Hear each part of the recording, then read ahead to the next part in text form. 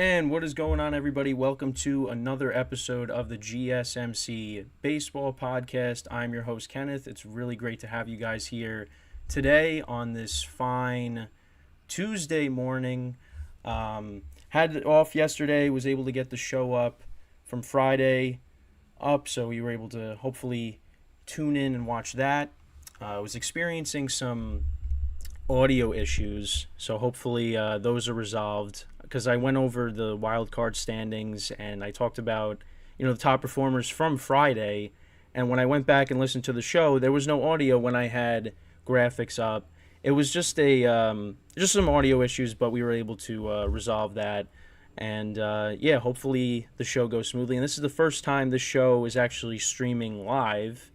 We've been doing private streams just to work out the kinks and everything with the software that we've been using for the show. So this is the real launch for this. So we're really looking forward to this.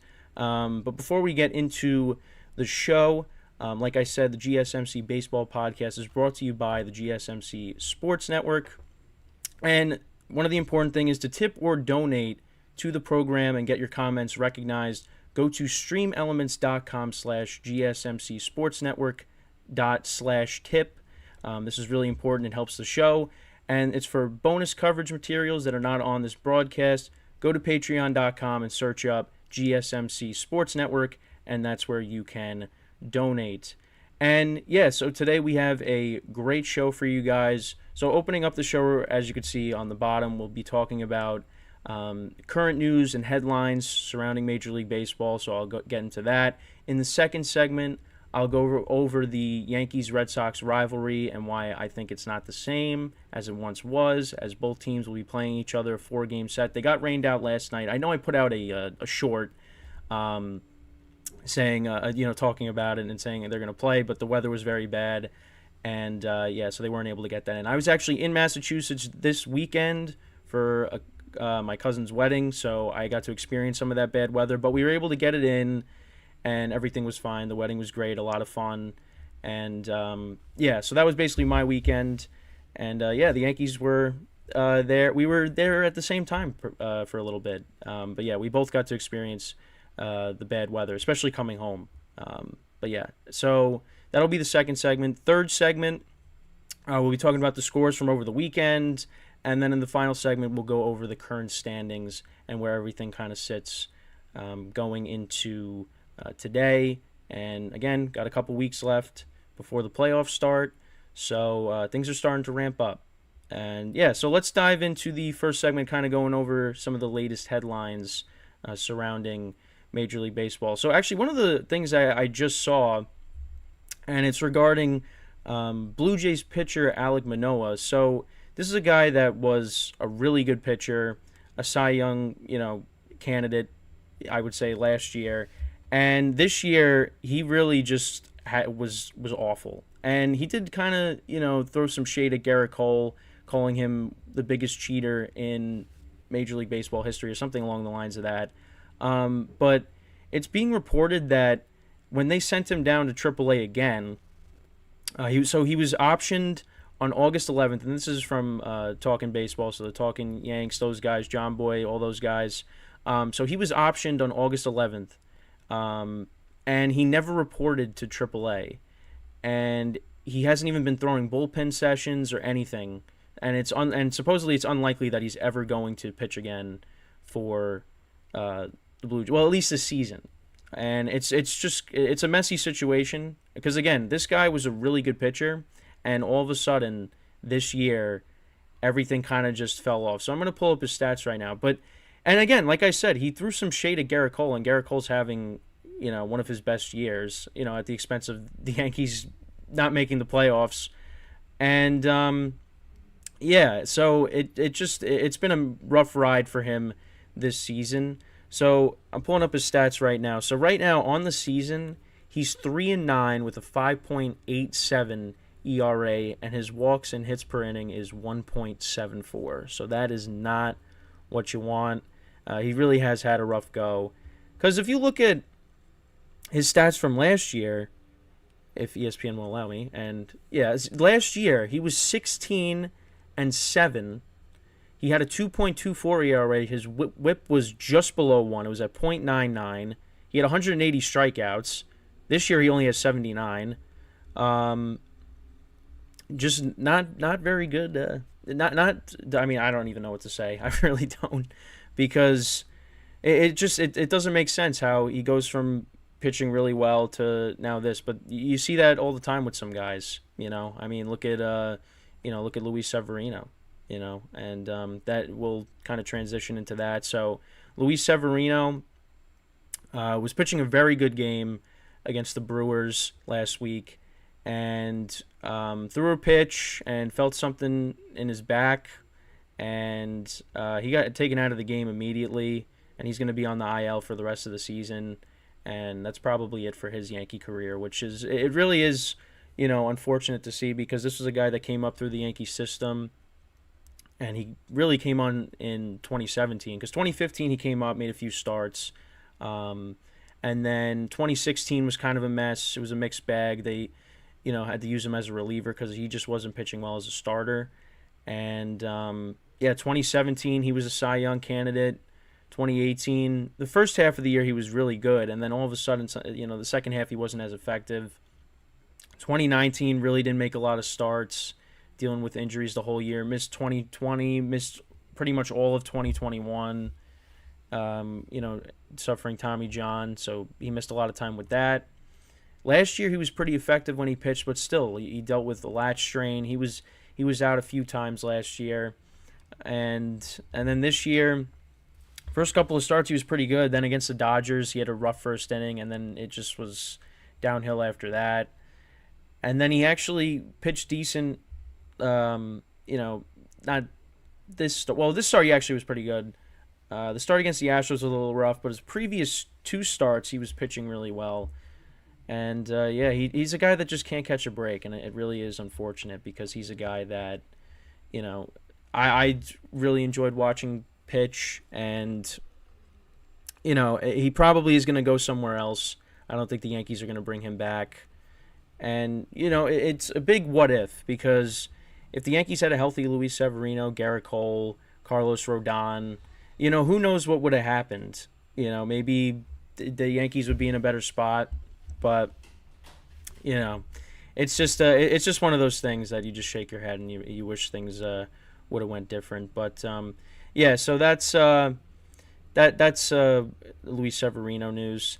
Then also, Julio Rodriguez actually became the second Mariner to record a 30-30 season, and this is a guy that actually got off to a little bit of a rough start this year, but he has really picked it up, especially in the second half, and that's one of the main reasons why I keep getting the Mariners and the Marlins mixed up. The Mariners are where they are right now, but actually, now that I look at it, right now they're on the outside looking in the playoff picture, but only by a half a game. But they've picked it up. They were because they were hovering around 500 for a while, but then they really picked it up and started playing much better baseball. But right now they're struggling a little bit. But we'll get into that later in the show. Also, Matt Olson hit his 50th home run last night. He's having an incredible season with the Braves. And that was, listen, you replace Freddie Freeman with Matt Olson, and, the Braves don't skip a beat. That was a great trade for them. They got him and they got Sean Murphy, too, who was having a good year as well at catcher. So, that was huge. Getting Matt Olson, replacing Freddie Freeman, and he has been awesome for them. That's a guy that if it wasn't for Acuna and Betts, he's got to be up there, for MVP consideration as well. So just want to throw that out there. Also, Orioles closer Felix Bautista, he had a UCL tear, a partial UCL tear. There's another UCL tear I'll go over again actually with so he had a partial UCL tear, but it says he actually could pitch again in 2023, which is huge because he was one of the reasons why the Orioles are where they are too, is because of their bullpen. When you have Cano back there and Bautista, that was a really good 1-2 punch that they had there towards the back of the bullpen, and that's one of the reasons why the Orioles are where they are. And if he's able to come back, that would be huge because the Orioles are going to really need him in the playoffs. And that's the one thing that I worry about with the Orioles going into the playoffs is they're starting pitching. So we'll just have to see. I mean, the lineup's solid. Bullpen with those two guys has been good. It's the starting rotation that might be a little bit of an issue, but we'll just have to wait and see on that. But the fact that there's a possibility he could pitch again this year is very very encouraging, to say the least. Another thing, so Brandon Woodruff, he had his first career shutout with the Brewers yesterday, and we'll go into more of that. They shut out the Marlins 12-0, and listen, Brewers, that's one of those teams that has been underperforming over the last couple of seasons. They make the playoffs. I mean, Christian Yelich wasn't doing what he did when he first got to the Brewers, but right now they're in first place in the Central. They most likely are going to make the playoffs. It's either they're going to be a wild card team or they're going to win the division. The same thing applies with the Cubs, but the pitching is the strength of the team. Woodruff, Corbin Burns, who basically hit the Yankees the other day with Garrett Cole pitching, which was a pitcher's duel. I wasn't able to watch it, but that was two aces going at it. That's going to be the strength of the team, is their pitching. If their pitching is able to hold up in the playoffs, the Brewers could be a sneaky team when we get there in October. But that's a big deal for him. Yeah. So also, I said I was speaking of UCL tears. So Jason Dominguez, the rookie phenom for the Yankees, who really bursted it onto the scene, had 2 home runs in the Astros series. He homered again against the Tigers. And, he's actually, he tore his UCL as well. He is going to be out for, I got to get my charger here. Sorry.